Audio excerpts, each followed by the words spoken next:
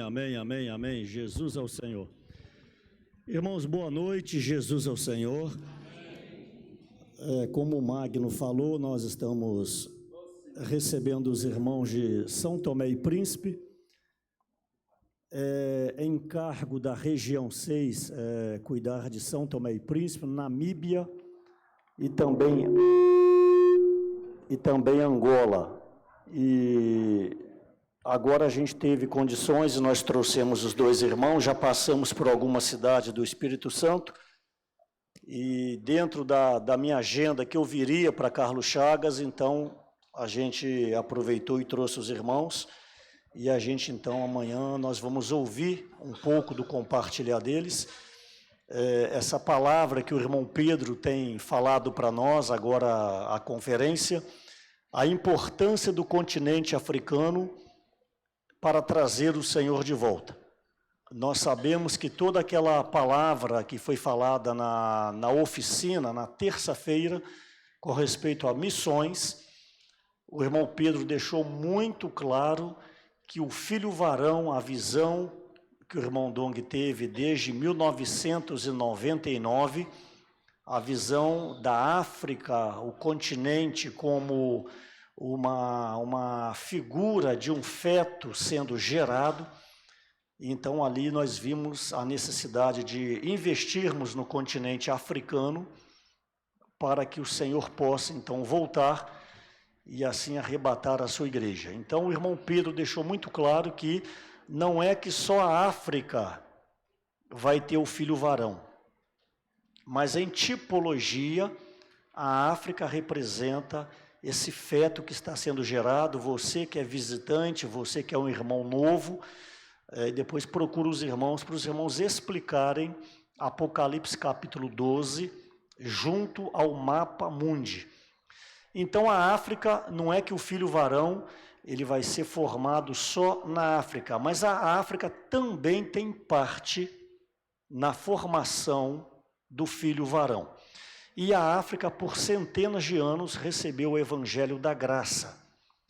Mas o evangelho do reino é uma responsabilidade da igreja em pregar o evangelho do reino. Então, a partir de 1999, precisamente no ano 2000, a igreja então começou a trabalhar no continente africano. E esses 3 países couberam então a responsabilidade da região 6, Minas Gerais e Espírito Santo. Só o ano de 2023 eu estive na África por 4 vezes. Agora em janeiro nós fomos para a África do Sul, alguns irmãos, para poder ver ali a questão da conferência que vai realizar este ano, em outubro. Nós pensamos em levar cerca de 600 irmãos, só do Brasil para a África do Sul, e fazer da África do Sul um centro de obra, para que todo o continente africano tenha ali o aperfeiçoamento de colportores e ceapistas, e fica muito mais viável financeiramente levar os irmãos da África para a África do Sul do que trazer para o Brasil, por causa da distância e o custo financeiro. Então nós hoje estamos em cerca de 15 países na África. África do Sul, Moçambique, Madagascar, Quênia, Ruanda, Burundi, Quênia, como eu já falei, Congo, Camarões, Angola, São Tomé e Príncipe e outros países mais que aqui eu não me lembro o nome, mas cerca de 15 países nós já temos feito um trabalho, faltando aquela parte mais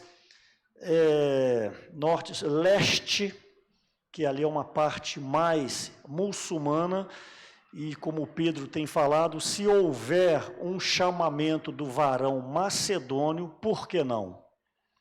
Por que não pisar na Líbia? Por que não pisar no Egito? Por que não pisar em outros países, como a Eritreia e outros países mais? Depende do chamamento do Senhor. Mas Mateus 24:14 precisa se cumprir e será pregado este evangelho do reino a toda a terra habitada, então virá o fim.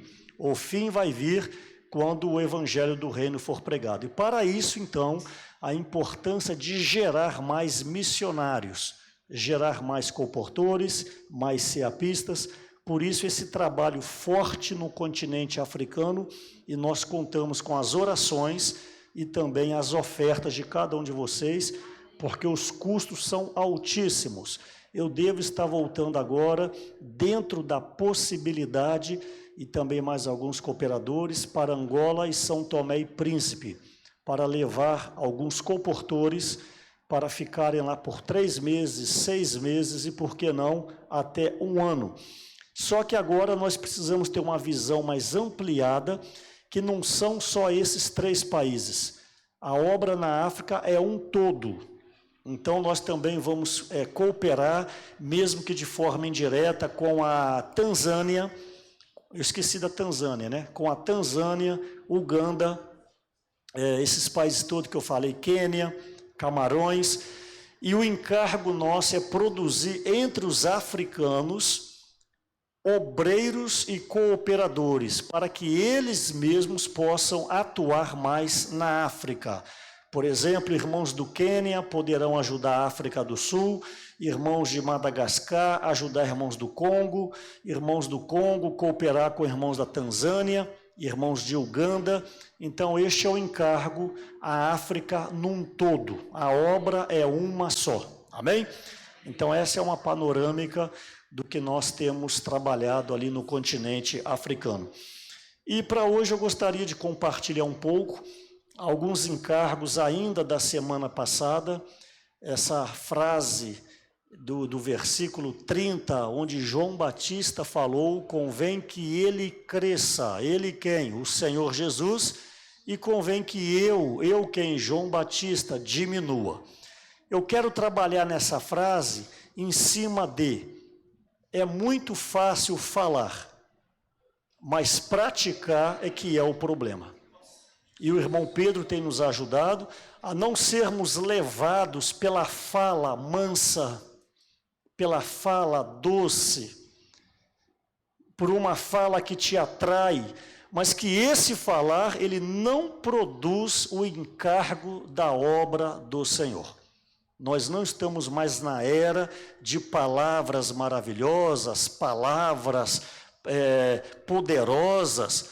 Hoje, nós temos que tão somente seguir a palavra profética, a palavra de direção que está sendo falada para a igreja, e cabe a nós, como servos do Senhor, cumprir essa palavra que está sendo já falado para nós. Nós, então, temos o encargo de ruminar, o encargo de refalar, o encargo de reforçar aquilo que tem sido falado para nós. Então, semana passada, foi mostrado muito para nós a questão do trabalho, do labor, da oferta de Caim.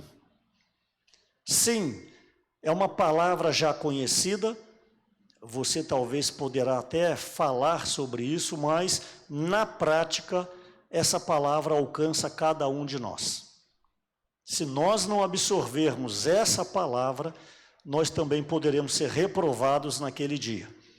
Todo mundo sabe que Caim e Abel, eles eram filhos de Adão, e ali então Deus aceita a pessoa de Abel e, como resultado, aceita a obra de Abel.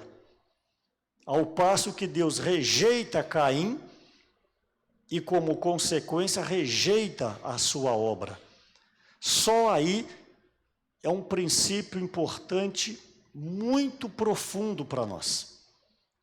Deus não precisa do nosso trabalho. Deus não precisa da nossa pessoa natural. Deus, o nome já diz, é Deus, Ele pode tudo, Ele faz tudo, tudo está debaixo do governo de Deus. Porém, Ele espera que nós dependamos dEle. O homem foi criado para depender de Deus. Você precisa atentar para isso, o homem foi criado para depender de Deus. Só que existiu alguém que quis fazer algo para surpreender Deus, como o anjo chamado Lúcifer. Isaías capítulo 14, Ezequiel capítulo 28, ali fala com detalhes a pessoa, me permito o termo pessoa, o anjo Lúcifer, o anjo bonito, poderoso, atraente, o nome já fala anjo de luz, só que entrou no coração dele o orgulho, e chegou um período que ele quis ser igual a Deus. Então não estou detalhando, porque vocês já conhecem isso. Esse Lúcifer, então, ele foi jogado por terra e se tornou Satanás. Deus não criou Satanás. Deus criou Lúcifer. Mas por causa do orgulho, ele se transforma em Satanás. E hoje, desde aquela época, ele está também nessa terra atormentando toda a humanidade. Não tenho tempo de detalhar, mas você pode anotar e depois alguém do grupo familiar, quem te convidou, pode te esclarecer mais. Eu quero dizer que Satanás, ele tem livre acesso à sua mente. A sua mente é uma porteira aberta para Satanás, que ele entra e sai a hora que ele quiser. A nossa mente é um território de ninguém. É só você observar. Você está trabalhando, você está dirigindo, você está fazendo exercício, não importa. Vem um pensamento na sua mente. Muitas vezes pensamentos pecaminosos, muitas vezes pensamentos de inveja, muitas vezes, me perdoe falar assim, não me refiro, por favor, a essa plateia, mas muitas vezes pensamentos de suicídios, pensamentos depressivos, pensamentos vários que entram na nossa mente, que você não sabe de onde veio e nem para onde vai, provando que a sua mente e a minha mente é uma porteira aberta para Satanás. Por isso que nós temos que cuidar da nossa mente, porque a mente tem ligação direta com o coração. E o salmista já falava, dentre tudo que você tem que guardar, guarda o seu coração. Não é guardar os seus dólares, não é guardar os seus reais, não é ficar contemplando o extrato da Caixa Econômica Federal, é guardar o seu coração, porque dele procedem as fontes da vida ou da morte. O versículo fala vida, mas também do coração procedem os princípios da morte. Então Satanás ele tem livre acesso. Daí a importância da imersão na palavra, que eu não tenho tempo de ficar explicando aqui, irmãos. Já se passaram 13 minutos do que eu estou falando, 17 minutos, desde quando eu comecei a falar, e eu nem comecei a falar ainda. Então a imersão da palavra te protege. E também quero dizer uma coisa para vocês, já falado nesse púlpito aqui. Quando vier um pensamento mau, maligno na sua mente, não pede perdão, não. Ué, não, irmão Marcos, não. Você não tem que pedir perdão daquilo que não é seu, daquilo que você não cometeu. Você tem que rejeitar o pensamento. Mas você não sabe disso, o pensamento vem, aí você, no lado espiritual, muito infantil, Senhor, oh Senhor, Senhor. Aí Satanás conseguiu o que queria, mexer com o seu equilíbrio psicológico. Ele sabe, já sei, é só jogar pressão nessa pessoa que ela vai ficar depressiva. Aí daqui a pouco Satanás joga de novo e você começa a achar que você é uma pessoa má. Você começa a achar que você não é digna, uma pessoa feminina, não é digna ou digno de Deus. Aí entra a depressão. E uma depressão não curada vai te levar ao suicídio. Ou outras coisas mais. Então, você sabendo disso hoje, o dia que vier o pensamento maligno, você fala: Satanás, eu te rejeito em nome de Jesus. Pegue esse pensamento e vá embora, porque ele não me pertence. Aí você começa a emergir na palavra. Aí Satanás vai pensar: opa, esse aí tá atento, esse está atento. Aí vai para o outro. Tá ok? Então, saibam se defender contra os dardos. A palavra diz os dardos do diabo. Por isso que precisamos de quê? Capacete da salvação. Efésios capítulo 6. Resumindo, você precisa ser um homem de oração. Você precisa ser uma mulher de oração. E a maneira mais fácil e prática, imersão na palavra. Anda com a folhinha no bolso. Você está parado na fila do banco. Aposentado gosta do dia de pegar o aposento dele. Ele falou: pô, meu aposento está chegando. O banco abre 10, o dinheiro não vai sumir da conta. Ele está lá 6 da manhã. Não se preocupe, o seu dinheiro não vai sumir. Mas ele está lá e quer pegar o aposento dele. Então você está com a folhinha, aí você começa a emergir. Ou o celular, se você preferir, emerge. Irmãos, quem está emergindo, Satanás não entra, irmãos. Mas você fica lá igual um bobinho, igual um bobinho, igual um bobinho. Aí Satanás vai jogando na sua mente, Então vamos aprender a nos defender contra Satanás por meio da palavra. Quem faz a obra é a palavra. Amém? Então, voltando ao Caim, você até esqueceu de Caim já. Então Deus não aceita a pessoa de Caim. Um princípio: Deus só vai aceitar a sua obra se Ele aceitar a sua pessoa. Muitas vezes a nossa pessoa é uma pessoa de fachada. Fachada, uma roupa boa, chega aqui, não necessariamente aqui, viu? Pula, nosso general é Cristo e pula, mas o coração, Marcos 7, o coração está longe do Senhor. Essa pessoa de representação, jamais Deus vai aceitar a obra dela. Então vamos trabalhar, vamos viver a igreja, para que Deus nos aceite. Falar assim: Senhor, me aceita. Senhor, me purifica. Senhor, tenha misericórdia de mim. Aí tudo que você fizer para Deus, Ele vai aceitar, porque a sua pessoa foi aceita. Então, o princípio do alimento diário que nós vimos semana passada, em cima deste ponto, é: não sirva a Deus pela sua capacidade natural.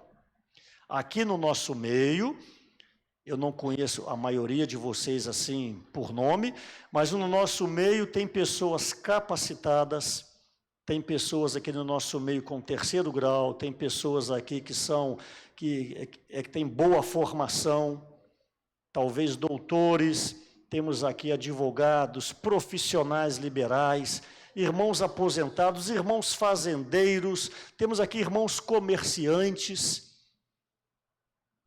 como também temos pessoas um pouco mais simples no que diz respeito à colocação na sociedade, não com respeito à importância. Por favor, entenda bem isso aí. Mas o que eu quero dizer é: talvez haja aqui pessoas com 10 talentos, pessoas com 100 talentos, pessoas com 2 talentos, com 1 talento. Mas qualquer número dividido pelo infinito que é Deus, qual o resultado? 0. Você sabia que qualquer número dividido pelo infinito dá 0? Então quem tem 10 talentos diante de Deus, o que é? 0. Então nesta noite, todos nós estamos equiparados. Isso não te alegra? Então não basta o seu sobrenome. Às vezes o seu sobrenome é poderoso na cidade. Quando fala o seu sobrenome, todo mundo até treme. Ou talvez o seu sobrenome não é nem conhecido. O meu, por exemplo, é italiano. O meu avô veio da Itália. Rosolina, Rovigo, Vêneto, região de Vêneto. Sobrenome Frigulha. Não é conhecido. Se procura aí na lista telefônica, não vai achar. Entendeu? Então não tem expressão nenhuma. Meu sobrenome não tem expressão nenhuma. Mas talvez o seu tenha. Mas diante de Deus, nós somos todos iguais.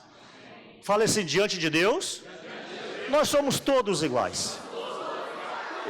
Irmãos, o rico, o pobre, o amarelo, o azul, o vermelho, quando morrer, vai para o mesmo buraco. Mesmo que o seu caixão seja de mais qualidade, mas não importa. Talvez o seu caixão vai ter entrada USB, não resolve. O seu caixão vai ter entrada tipo C agora, não resolve. Quando enterrar, vou colocar um punhado de dólar no bolso, não resolve. Irmãos, nós não somos nada. Por isso é bobagem o orgulho, bobagem a ambição, bobagem querer tirar vantagem das pessoas, é bobagem. Agora o que nos dá alegria é sermos pessoas simples, humildes, sermos amigos, família, você ter a coragem de olhar nos olhos dos irmãos e quando sair apertar a mão de qualquer irmão, você não é aquele que foge de irmãos. Você chega num local como esse e fala, vou sentar em tal lugar, porque eu sei que aquela pessoa senta no outro extremo. Isso não é igreja, aqui não é uma delegacia, aqui não é uma penitenciária, isso aqui, esse púlpito não é lugar para dar lição de moral para ninguém, nós somos iguais, eu estou aqui agora porque alguém tem que falar, mas eu não tenho nenhum sentimento de superioridade, porque eu estou aqui falando, porque o nosso general é Cristo, o nosso general é Cristo. Então, o princípio que nós aprendemos, não servir nos esforços humanos. Aí eu quero aplicar 1 Coríntios, por favor. Jesus é o Senhor. 1 Coríntios, capítulo 2.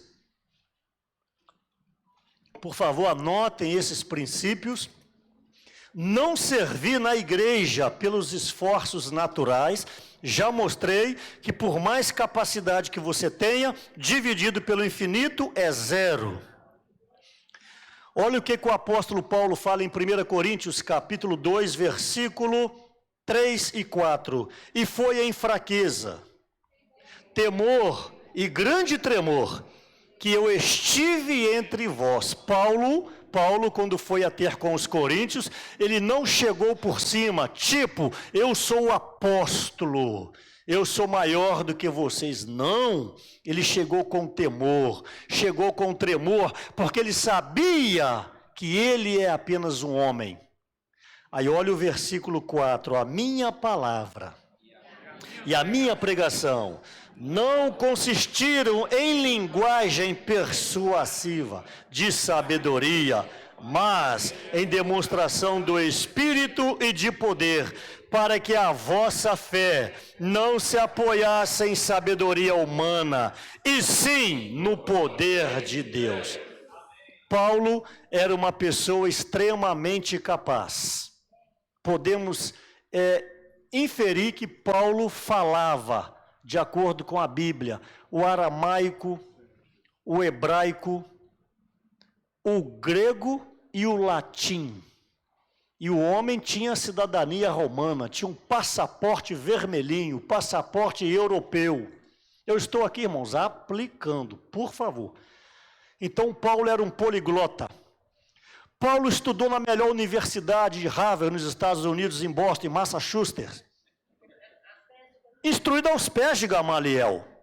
Eu preciso aplicar assim para você entender o que eu estou falando. Eu estive em Boston, nessa universidade, a mais famosa do mundo. Aí lá tem a estátua dessa pessoa aí, e a ponta do sapato brilhando, porque a estátua é de bronze, ela já está toda velha, verde, cheia de lodo, mas a ponta do sapato brilhosa. E todo mundo tirando a foto com a mão no sapato. Eu perguntei por quê. Não, porque se você segurar na ponta do sapato e tirar a foto, você vai ficar mais inteligente. Como quando eu estive em Verona na Itália, Romeu e Julieta. Aí está lá a Julieta, também de bronze. E falo com respeito, por favor. Os seios dela todo brilhoso. É porque se você colocar a mão e tirar foto, você vai achar o amor da sua vida. Então, irmão, sai a pessoa, quer casar e vai lá, entendeu? Ou quer ficar inteligente, coloca a mão no sapato lá da estátua. Então, Paulo era uma pessoa extremamente capaz. Paulo era uma pessoa que, nos dias de hoje, a primeira cadeira é dele. Mas olha como ele se achegou aos irmãos, com temor. Porque falar por Deus não é fácil. Quem aqui já teve experiência de, aí fora, fala bonito, dá palestra, fala em universidades, foi professor, fala na sala de aula, fala bem. Quando se converteu e veio para a igreja, a boca ficou dura. Não é fácil falar por Deus. Você teve essa experiência? Você, minha irmã, também que era professora, lá no passado era militante, pegava o megafone e falava. Quando vem para a igreja, a boca fica dura, porque falar por Deus não é fácil. Então Paulo foi com esse sentimento de temor e temor. Ele não foi com a eloquência, porque se ele gerasse discípulos, se ele levasse as pessoas a se converterem, as pessoas iriam basear-se, a fé dessa pessoa, na eloquência de Paulo. Mas não, Paulo exatamente fez o contrário, para que a fé das pessoas fossem respaldadas pelo poder da palavra. Então, ao dar estudo bíblico, ao fazer grupo de GFCM, ao visitar, muito cuidado para você não passar sua sabedoria e começar a gerar discípulos. Daqui a pouco, essas pessoas que você vai gerar, vai ligar apenas a você. Nós temos que envolver a igreja para que haja um crescimento uniforme. Então, eu gostaria de mostrar agora 1 Coríntios capítulo 1, fazer um paralelo, 1 Coríntios capítulo 1, olha só o versículo 26, 1 Coríntios 1, 26, irmãos, reparai, pois, na vossa vocação, visto que não foram chamados muitos sábios, segundo a carne, nem muitos poderosos, nem muitos de nobre nascimento. Pelo contrário, Deus escolheu as coisas loucas do mundo para envergonhar os sábios, e escolheu as coisas fracas do mundo para envergonhar as fortes. E Deus escolheu as coisas humildes do mundo e as desprezadas, e aquelas que não são, para reduzir a nada as que são, a fim de que ninguém se vanglorie na presença de Deus. Quantos exemplos nós temos, o próprio apóstolo Pedro, de pessoas também na vida da igreja, não sabe nem falar direito, não tem estudo, mas o Senhor ganha essa pessoa, vem para a vida da igreja, e Deus dá o ministério da palavra a essa pessoa. Quando essa pessoa fala, ela produz vida. É exatamente o que esses versículos aqui diz. Deus escolhe as coisas loucas do mundo, as coisas que não são, e Deus faz que elas sejam algumas coisas, e as que são, Deus reduz a nada. Então aqui o versículo 26 diz que Deus não chama muitos, não quer dizer que ele não chama sábios, nem poderosos e nem de nobre nascimento. Isso não é regra, está dizendo que não é comum ele chamar esse tipo de pessoas. Por quê? Você chama uma pessoa de nobre nascimento, eloquente, poderosa, sábio, ela vai chegar na igreja e vai querer conduzir as coisas pelo que ela entende.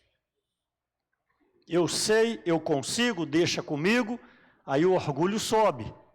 Agora, olha essa experiência de Atos capítulo 7, por favor. Atos 7 diz o seguinte, Atos 7 diz o seguinte, versículo 20, 7:20, por este tempo, nasceu Moisés, que era formoso aos olhos de Deus.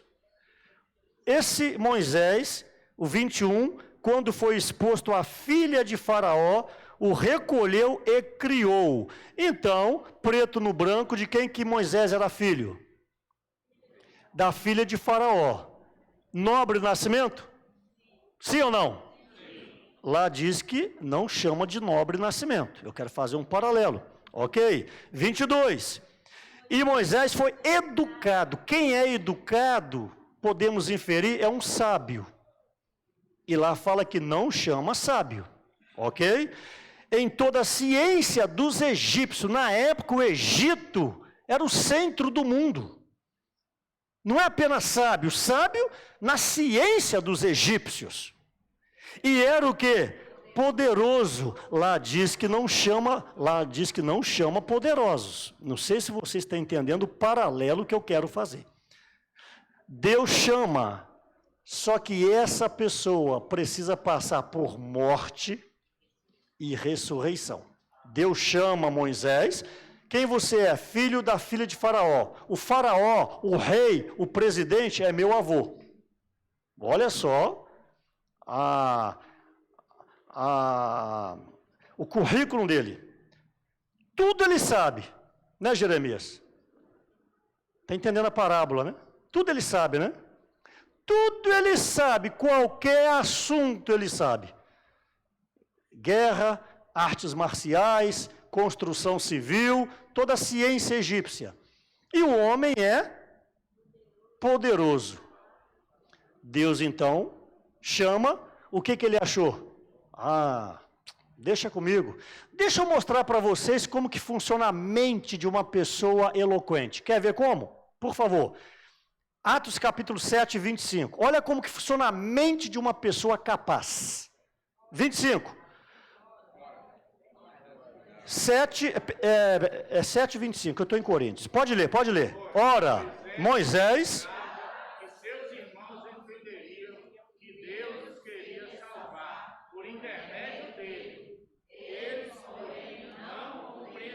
Olha como que funciona a mente de uma pessoa eloquente. Moisés achou que pelo currículo vitae que ele tinha, ele ia chegar, povo, meu povo, vou libertar vocês. Aí que todo mundo, somos um, Moisés, vamos lá, Moisés. Não receberam Moisés. A mente de uma pessoa capaz funciona assim. Eu posso, eu consigo, deixa comigo, eu resolvo. Quantas vezes na igreja você já agiu assim? Serviço de criança, deixa comigo, eu posso, eu consigo, sou pedagoga, deixa comigo, sei fazer as crianças, tal. Quantas vezes? Palavra, deixa comigo, eu chego aqui, dou uma palavra, nem abro Bíblia, deixa comigo, eu posso, eu consigo. Quantas vezes? Recepção, fácil, é só ficar em pé ali. Boa noite, seja bem-vindo. Mas vai ficar mecânico, boa noite, seja bem-vindo. Não tem ninguém aqui, não tem ninguém, não. Entendeu? Tudo na igreja precisa ser em morte e ressurreição. Moisés, então, quando vai agir, qual o resultado da ação de Moisés? Mata um egípcio. O resultado do homem natural mata as pessoas. Não sirva na igreja, porque você tem capacidade. Bater violão é fácil? Não, não é bater o violão. Você tem que bater com sentimento. Você tem que bater tocando na letra. Você tem que bater o violão uma visão de cooperação. É totalmente diferente. Então Moisés foge por 40 anos fazendo o quê? Cuidando de ovelhas. De quem que eram as ovelhas? Jetro, seu sogro. Mas quem que manda na casa? A mulher. Então essas ovelhas eram da sogra. Então o homem poderoso reduziu em cuidar das ovelhas da sogra. Não sei se vocês estão entendendo o que eu estou falando. O poderoso reduziu a nada. O que você faz? Cuido das ovelhas da minha sogra. E o que a ovelha faz? Qual o barulho da ovelha? Mé. 40 anos ouvindo mé. Quando ele estava já no pó, ele tinha encerrado a sua carreira. Aleluia! Amém. O fim do homem é o início de Deus. Amém. Falem comigo, o fim do homem é o início de Deus. Quando chegou o fim de Moisés, Deus fala, Moisés, vem. Ele fala, agora não, ele falou, vai.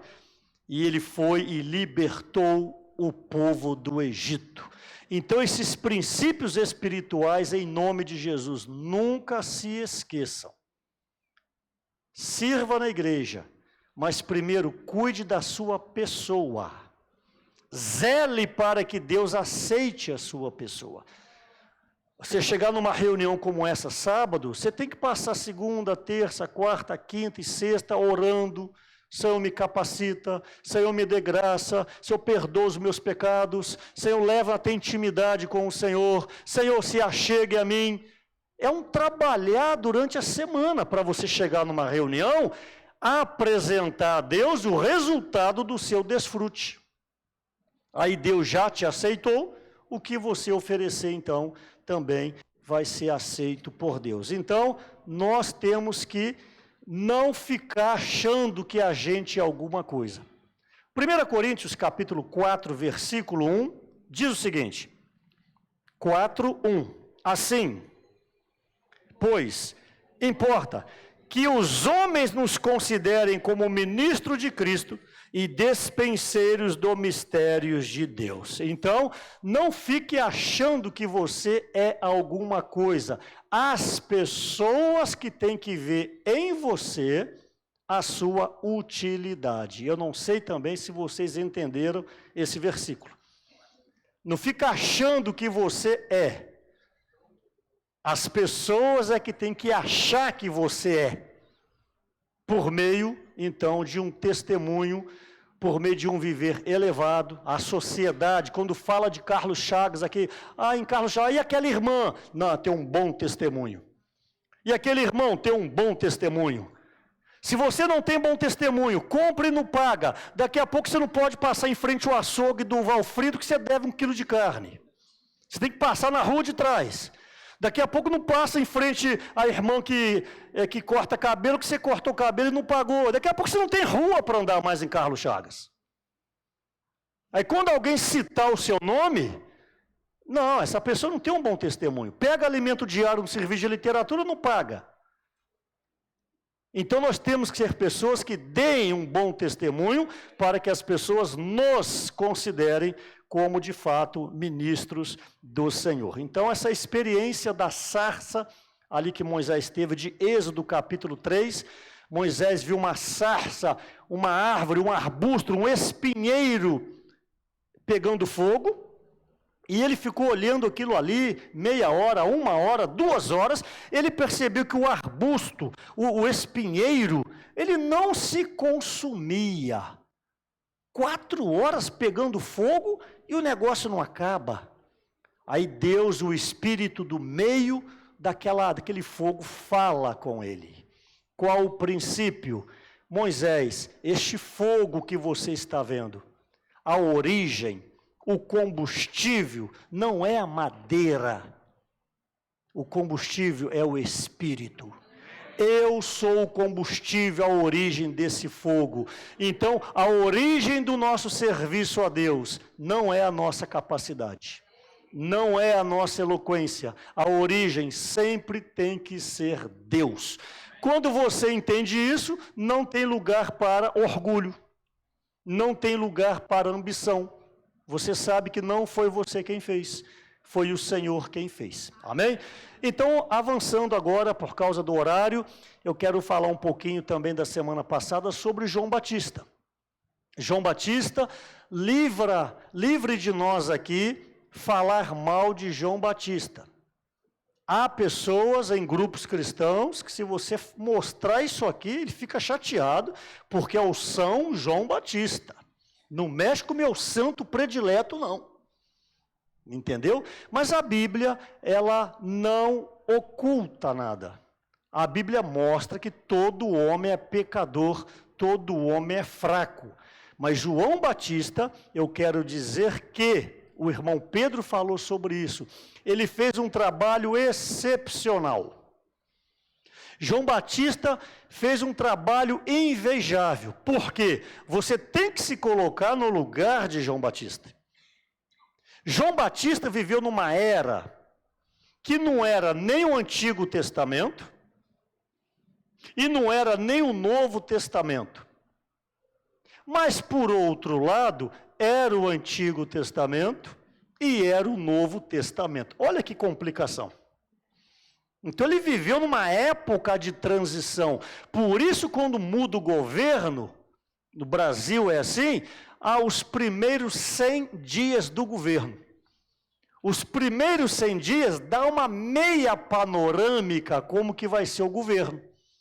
Porque ele vai apresentar os ministros, ele vai apresentar o pacote da economia, dá para você ter uma visão. Então, João Batista ali, ele estava numa situação complicada. Antigo Testamento, Novo Testamento, mas não é antigo, também não é novo. E o homem vem. Não foi fácil para ele. Por que ele não foi aceito? Porque todo mundo achava que um sacerdote, um enviado de Deus, tem que comer das finas iguarias, tem que se vestir bem, no caso as roupas sacerdotais, de linho, etc, etc, tem que morar no templo, tem que ter Wi-Fi, tem que ter carro novo, tem que ter conta bancária, tem que ser alguém que representa-se bem na sociedade. Mas não, o homem veio vestido de veste de pelo de camelo, e aquilo ali não deve ter um cheiro bom. Nunca vi um camelo cheiroso, eu já subi num camelo, viu? Nunca vi um camelo cheiroso. Comia gafanhoto e mel silvestre, morava no deserto, caminhava pelo deserto, não foi bem recebido. Mas ele foi firme. És tu, o Cristo? Não! Eu sou apenas uma voz que clama no deserto, e vem o vento, logo a dissipa. Olha que homem verdadeiro, falou a verdade. Se não és o Cristo, fala quem és. Eu sou apenas uma voz que clama no deserto. Não és o Cristo? Não, mas virá alguém após mim, que eu não sou digno de desamarrar a sandália. Virá alguém após mim maior do que eu, porque ele já existia antes de mim. Então o irmão Pedro falou que João Batista fez um trabalho excepcional. Palmas para João Batista. Só que João Batista não soube a hora de parar. É um princípio importantíssimo nessa noite. Não fique aquém do chamamento do Senhor, mas também não vá além do chamamento do Senhor. Eu tenho certeza que, inclusive todos nós aqui ficamos aquém. O que é aquém? Deus comissiona e você só busca se esconder. Você só recua. Muitas pessoas recuaram, entre eles Jonas. Jonas, vai em Nínive pregar o evangelho. Se escondeu. Deus comissiona, a pessoa não vai. Ide pregar o evangelho, não vamos, a gente fica aquém. Mas tem aqueles que vão além, que gosta do holofote, gosta do microfone, gosta da câmera, gosta de ser paparicado, tapinha no ombro, gosta de, quando acaba de falar a palavra, procurar os irmãos. E aí, a minha palavra te ajudou? Há um irmão que não está no nosso meio mais, o Flávio conheceu, no estado grande do Brasil, uma igreja, ele foi ajudado, ele foi aperfeiçoado, ele foi feito um profeta, E de fato Deus o usou. Quando ele acabava de falar a palavra, ele corria para a porta para cumprimentar um por um. E falava: a minha palavra te ajudou? Você foi ajudado pela minha palavra? Hoje essa pessoa não está no nosso meio mais. A palavra diz, assim como o crisol prova a prata, o homem é provado pelos louvores que recebe. Por isso que na igreja nós não temos o hábito de ficar exaltando ninguém. Tipo, se você foi ajudado por uma palavra, não precisa falar para o irmão. Guarde no seu coração: Senhor, obrigado que o Senhor usou esse irmão hoje para me ajudar. Você não precisa ter, irmão, que palavra. Irmão, nada, é Jesus, palma para Jesus, nada. O seu coração já foi lá em cima. Jesus, coisa nenhuma. Aí você vai embora: olha, a irmã gostou da minha palavra. Você vai passar a dar atenção especial agora para essa irmã. Você sabia disso? E cuidado, você pode cair. Sexo oposto dá atenção especial, aí que é o perigo. Aí que é o perigo. Não dê atenção especial a sexo oposto. Que o diabo derruba o homem com facilidade. Sexo, poder e dinheiro. Vou repetir: sexo, poder e dinheiro. Derruba o homem com uma facilidade tremenda. Então, o servo de Deus tem que estar apercebido quando o diabo te apresenta facilidade. E às vezes, eu falo com respeito, por favor, pega uma irmã que está no momento de carência por N motivos. Ou um homem na carência por N motivos. Aí você começa a dar uma atenção especial. Vai no WhatsApp: e a irmã, passou bem a semana? No início é um sentimento puro. No início é um sentimento puro. Aí começa a se corresponder. Amados irmãos, não são poucos os que caíram dessa maneira.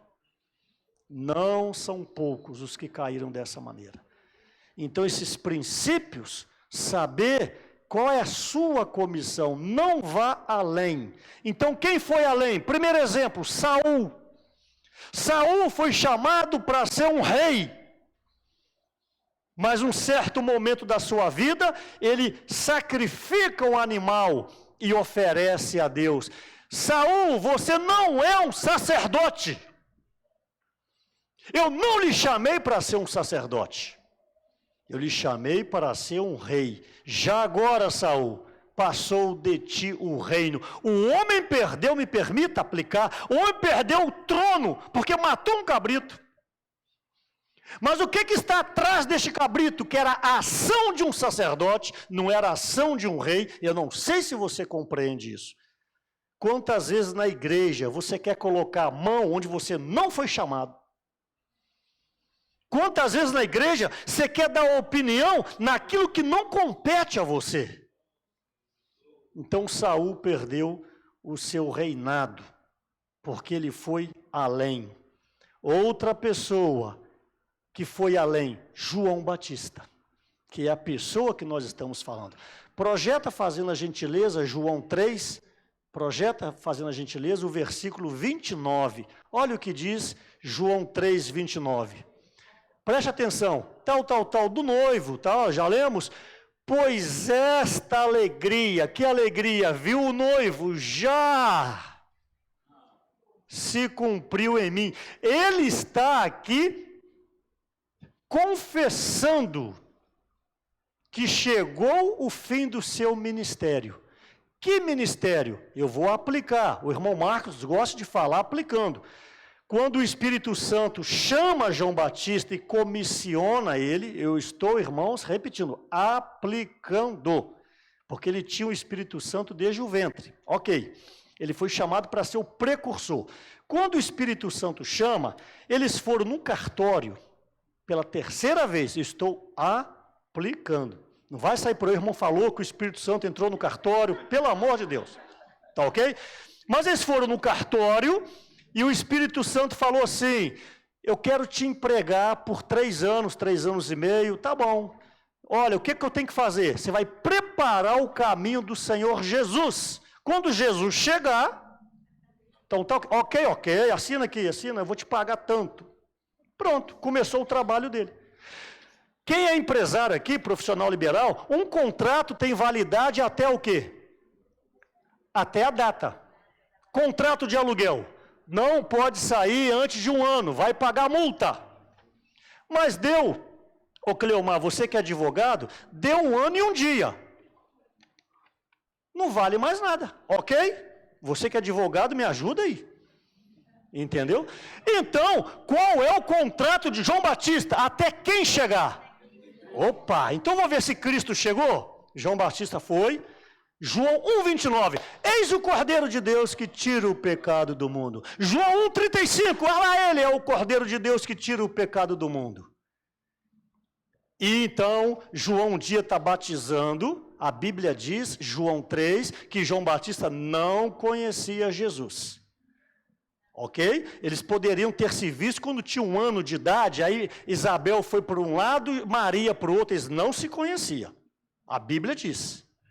Então, o Espírito Santo falou o seguinte, João, você não conhece Jesus.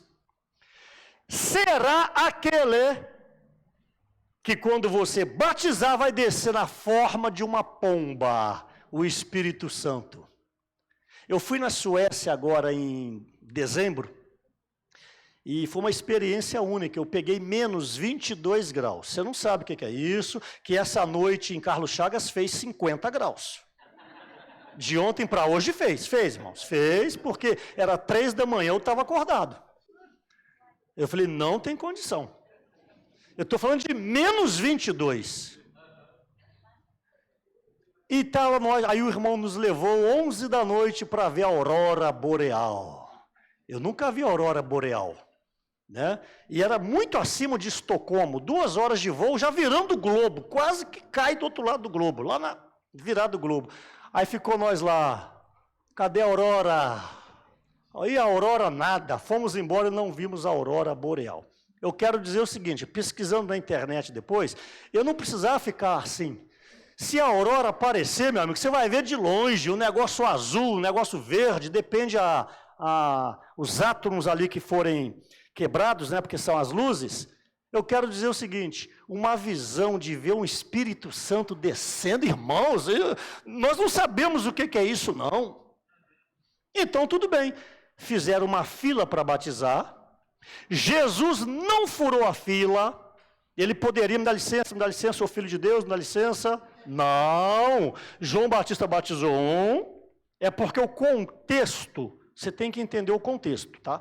Batizou 2, e Jesus está chegando, ele não conhece, tenta ver a cena. Batizou, Jesus é o próximo. Quando batiza, o Espírito Santo desce, aquilo... Aí ele, não, você que tem que me batizar, e vocês conhecem a história, não vou entrar nesses pormenores. Eu quero falar o seguinte, se você vê a aurora boreal uma vez na vida, você nunca mais vai esquecer. Se você vê um leão solto na rua, você nunca mais vai esquecer. E se você vê o Espírito Santo descendo, você nunca mais vai esquecer, certo? Então não tem dúvidas que João Batista sabia que Jesus chegou. Qual era a atitude dele uma vez que ele falou, essa alegria já, ou seja, o meu contrato acabou agora, o homem chegou, estou sem contrato. O que ele tinha que fazer? Marcado uma reunião, porque tinha discípulo, não vamos acusar, até aí tudo bem, porque sempre a pessoa segue quem prega o evangelho para ela, tem que ter um equilíbrio hoje, né? Ele tinha que ter marcado uma reunião como essa, reunião... Sábado, 7 horas. Pessoal, é o seguinte, até hoje eu ajudei vocês, por misericórdia do Espírito Santo. Lembra daquele homem que eu tenho falado, e todo mundo lembramos? Então é o seguinte, o homem chegou, tá? Ele está aí, é filho de Deus. Seguinte, vamos seguir o homem. Como é que jovem fala? Bora. Bora seguir. Pronto.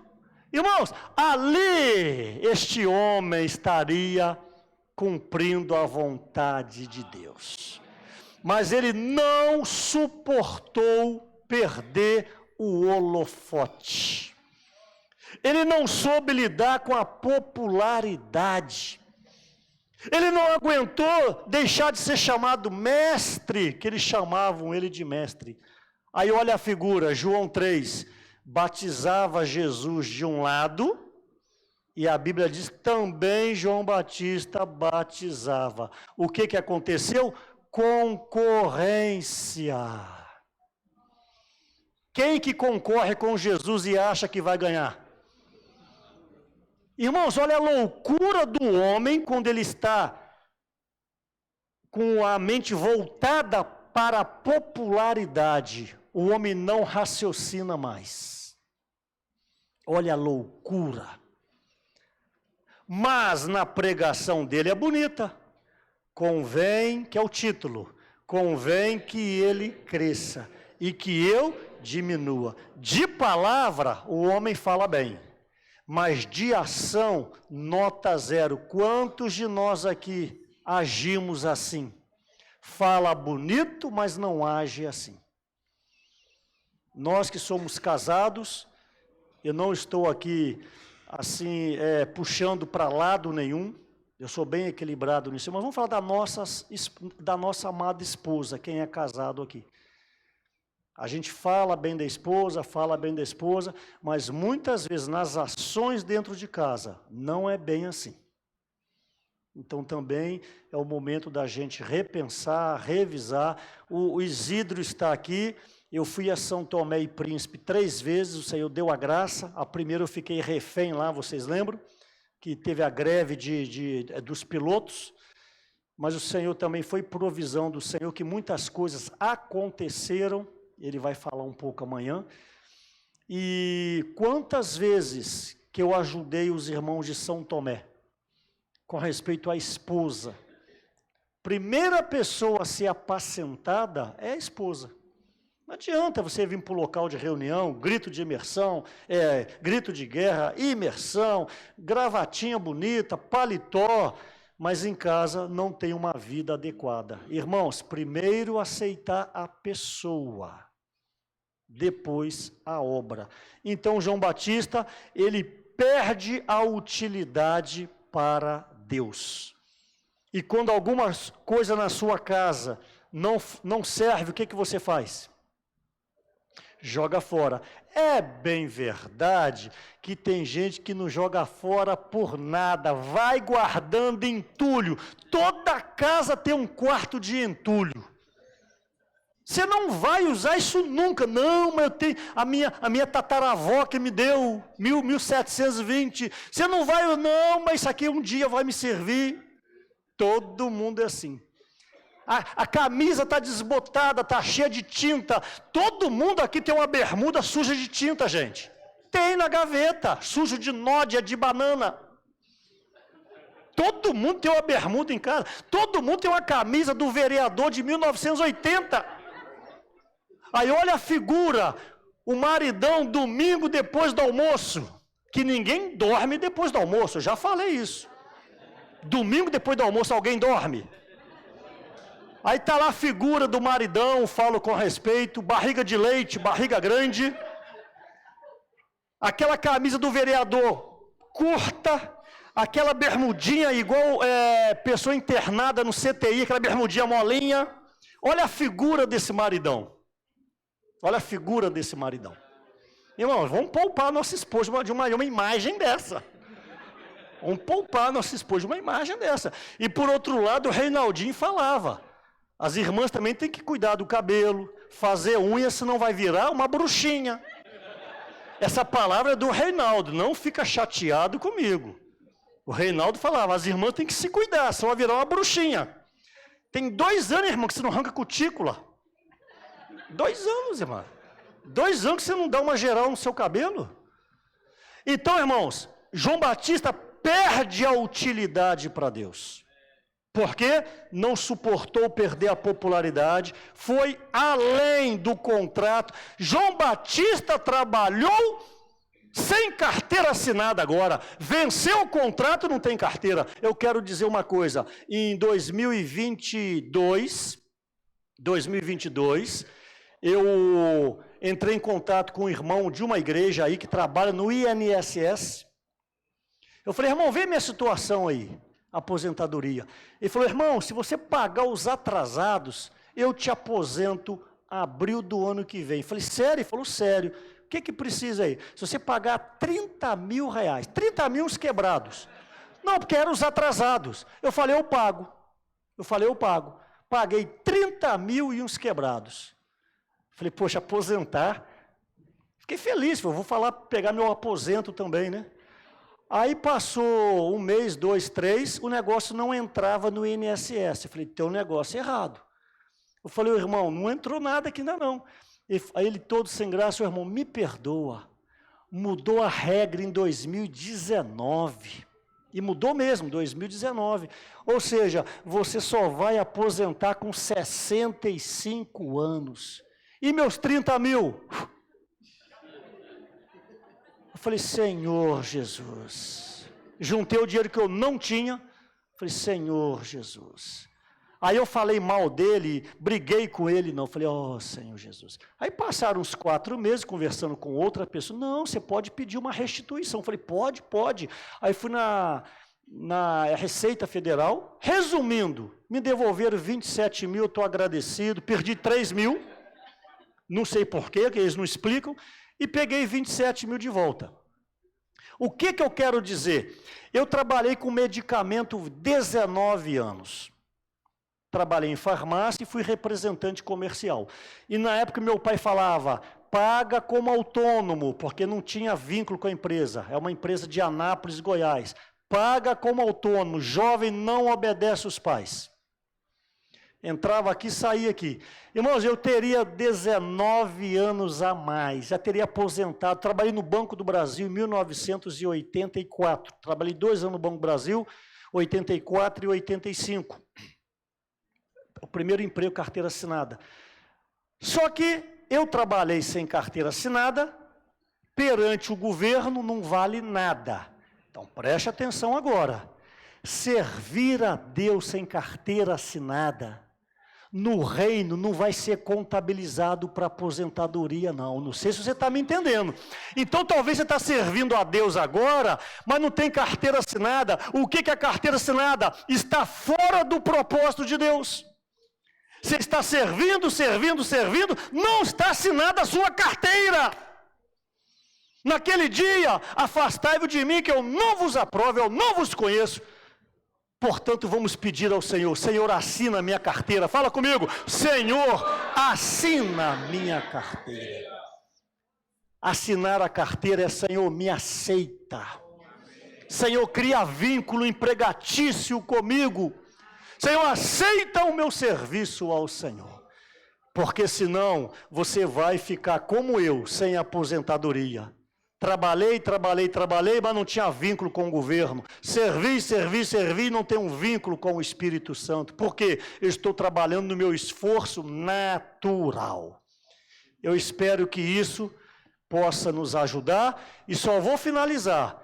Encargo, casa de adolescente, pregação do evangelho, expansão, ruminar as palavras que o irmão Pedro tem falado. Isso quer dizer... não colocar, Lucas 7, não colocar vinho novo em odre velho, nem pegar roupa nova, cortar um pedaço e colocar em roupa velha. Vai estragar a nova porque você cortou e vai estragar a velha porque a velha não vai aguentar a costura. O que quer dizer isso? Coração antigo, coração velho, coração ultrapassado, não vai conseguir tomar deste vinho novo, que é casa de adolescente, que é pregação do evangelho, comportagem dinâmica. Você tem que mudar a sua mente. Você tem que entender o que está sendo falado, para você praticar, senão esse vinho novo vai entrar no odre velho e vai romper-se e vai estragar. Então vamos mudar a nossa mente, vamos ser pessoas que acompanham a palavra de perto, cooperando na igreja, invocando o nome do Senhor, imergindo na palavra. Jesus é o Senhor. E isso Kali Monangana, Guna Numeneca Mugina, Liazambitata. Jesus Sassumu. Aleluia. Irmãos, vamos nos levantar, formar pequenos grupos e compartilhar essa palavra para que ela fixe em nosso coração.